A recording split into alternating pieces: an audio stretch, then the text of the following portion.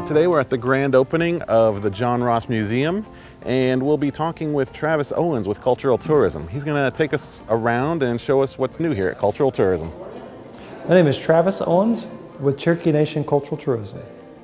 Right now, we just finished up the dedication and grand opening of the John Ross Museum here in Park Hill, which shortly after the Trail of Tears became known as the Athens of Cherokee Nation, as many prominent Cherokees chose to settle here. And it had its glory days, and sites like this are now being preserved. Now, what was this site? This is formerly a rural school. It was Rural School 51, built shortly after statehood in 1913. But this sits on a site, although this school was not operated by Cherokee Nation, it sits on a site of a former rural school operated by Cherokee Nation. What room are we in here?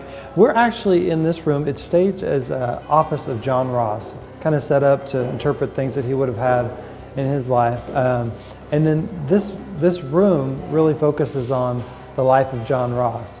You learn about his life in the early years, how he rose to leadership within the Cherokee Nation, everything, how he was the leader during the Trail of Tears, and then when the Cherokees arrived in Indian Territory, worked to really create what's known as the Cherokee Golden Age, a very much a time of Cherokee Nation, very prosperous time in the Cherokee Nation. And then you also learn about the Civil War, which shortly after he ended up passing away. What's next in the pipeline for the Cultural Tourism Department? We've got a lot of projects that we're working on, all of which hope to preserve and promote Cherokee history and culture.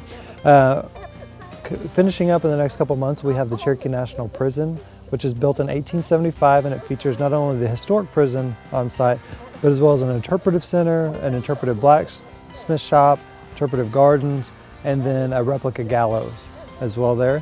We also have some other projects coming up, the restoration of our Cherokee National Capitol, and then some other historic sites that we'll be working on in the next couple of years as well.